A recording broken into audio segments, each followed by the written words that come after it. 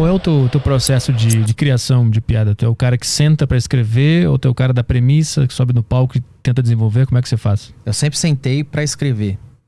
Sempre. Sempre. É uma mistura de... Instintivamente eu seleciono temas. Porque eu deixo vir os temas de maneira instintiva. Porque se tá vindo de maneira instintiva é porque é verdade pra mim. É uma coisa verdadeira minha.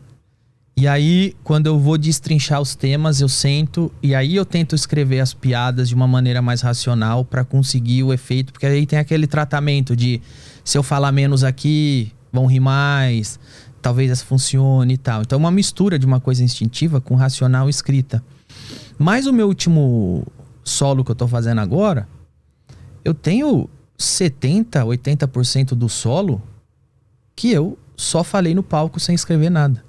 Que foi quando eu voltei a fazer stand-up com frequência, o Diogo Portugal me chamou pra ir lá no Comedy Sampa, né? Fazer show com ele. Ele falou, cara, volta a fazer, mano. Vamos fazer. Eu falei, eu só volto se a gente fizer um negócio igual antigamente. Sei lá, eu, você, o Oscar, nós chamamos de stand-up raiz e sai. Aí ele topou, o Oscar topou, e aí eu comecei a fazer. E eu fiquei uns 2 anos no stand-up raiz, subindo. Outro dia eu subi lá pra reclamar de um processo que eu tomei, e o pessoal riu. Eu nem era piada. Aí eu falei mais, riram mais.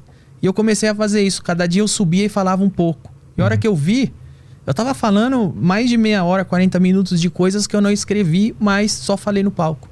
Então, pela primeira vez, eu tô fazendo um solo onde o meu processo criativo tá diferente. 70%, 80% do solo eu não escrevi.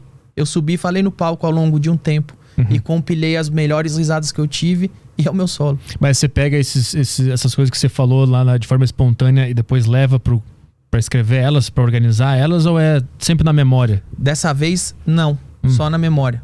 Interessante. Dessa vez foi só na memória. É totalmente diferente de tudo que eu já fiz. É que, aliás, eu preciso sentar e escrever porque eu tô só na memória. Tem que organizar, né? Pra enxergar como é que tá. Eu gravei o meu show uma vez, tá guardado lá. Porque eu falei, depois eu vou ver aqui pra transcrever as piadas. Mas é a primeira vez que eu faço uma coisa assim. E quando tu sentava pra escrever, tu escrevia aleatoriamente ou tu já tava procurando a piada em algum lugar? Não, sempre procurando a piada. Tem textos que primeiro eu escrevo aleatório. Tem 2 processos. Um deles assim, eu escrevo aleatoriamente.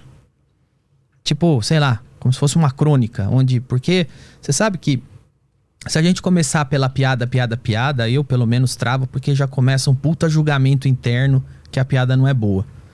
Então vem e escreve uma crônica e depois, grossamente falando, eu falo, isso é o que eu quero falar. Agora, como que eu faço isso ter um riso por frase? E aí eu pego as frases e vou vendo como eu formo frase por frase, como eu transformo cada frase em uma piada. E depois que tá tudo pronto ali, aí a gente ajusta e entende aquela nossa métrica, que essa piada é muito boa, melhor pro final, essa também é boa, melhor começar, aqui vai ter aqui a gente consegue, vai ter uma levada mais natural se eu for dessa pra aquela, depois você equaliza.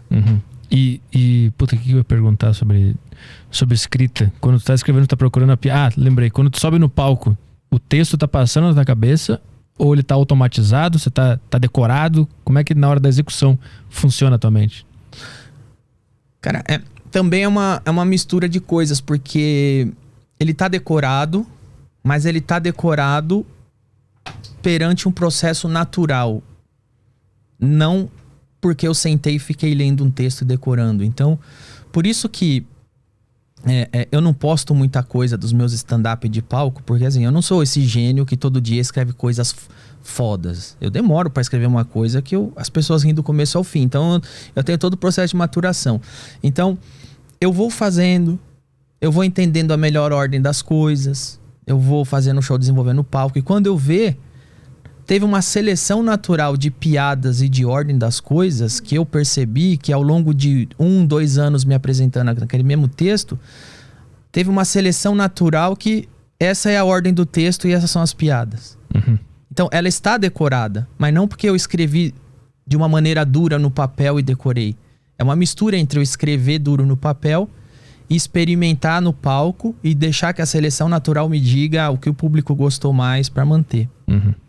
Então, quando eu chego nesse estágio que essas coisas estão decoradas dentro de mim, nesse processo, aí eu vou para um outro estágio que isso consegue ir pro lado, para HDB, enquanto eu tô no palco, e eu fico atento o suficiente para criar coisa nova de improviso. Então você tá no seu texto, você para, se acontece alguma coisa, você improvisa, e ao mesmo tempo você tem a habilidade de voltar pro seu texto, da onde você quiser no seu texto e continuar de onde você quer. Como é que tu aprendeu a técnica de escrever comédia naquela época que não tinha tanto conhecimento quanto tem hoje, né? Hoje tu consegue ver milhares de comediantes na Netflix, YouTube. Com quem que tu aprendeu essa fórmula que você começou? Eu sempre cresci lendo a Revista Mad, e a Revista Mad sempre fez piada com tudo e tal.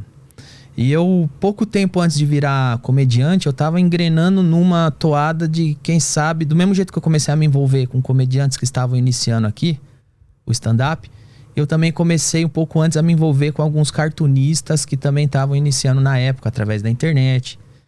Então, desde criança, eu sempre desenhei. E uma coisa que eu mais gostava nos desenhos era as tiras de quadrinho. Eu ia na banca de jornal, eu abria só a última página da Turma da Mônica, que só tem aquelas 3 tiras. E eu sempre gostei muito daquilo porque eu gostava como... Sempre era divertido de uma maneira rápida. Então, eu tenho até hoje uma pasta guardada lá em casa que eu fazia muitas tiras de quadrinho, eu tinha personagens. Então, eu já criava piadas num formato de setup punch, mesmo sem saber essa terminologia. Porque eu tinha 2 quadrinhos pra fazer a preparação e no último eu tinha que dar o desfecho da piada. Então, o fato de eu crescer vendo Mad, de eu crescer lendo Turma da Mônica, de eu adorar humor gráfico e revista, eu desenhava. Eu criei muitas historinhas assim. Então essa estrutura tava um pouco em mim. Então eu comecei a escrever blog nessa estrutura, de sempre procurar cada frase como se fosse uma tira de quadrinho. E quando eu fiz stand-up, eu vi que, pô, eu seria muito mais completo fazendo stand-up do que desenhando, porque eu demoro muito para escrever, para criar uma piada desenhando, que eu preciso desenhar o quadrinho, pintar, ter o capricho, e chega em pouca gente.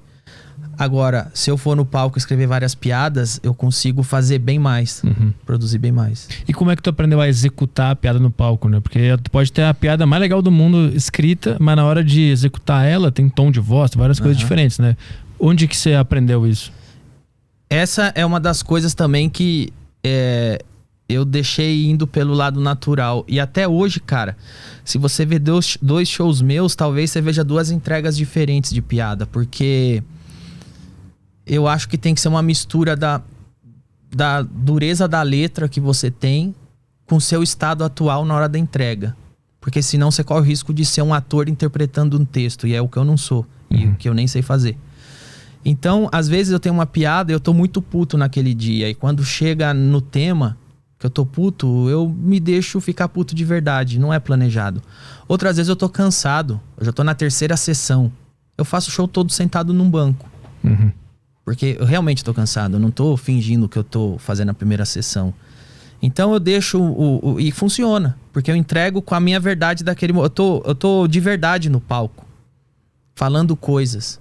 As coisas podem estar pré-escrita, mas eu tô de verdade naquele momento no palco. Então a minha entrega, eu nunca parei pra aprender um jeito certo de entregar. Pra mim, o jeito certo de entregar é como eu tô me sentindo no momento. É o jeito do dia. É o jeito do dia. Esse é o jeito bom. Esse é o jeito do dia, exatamente.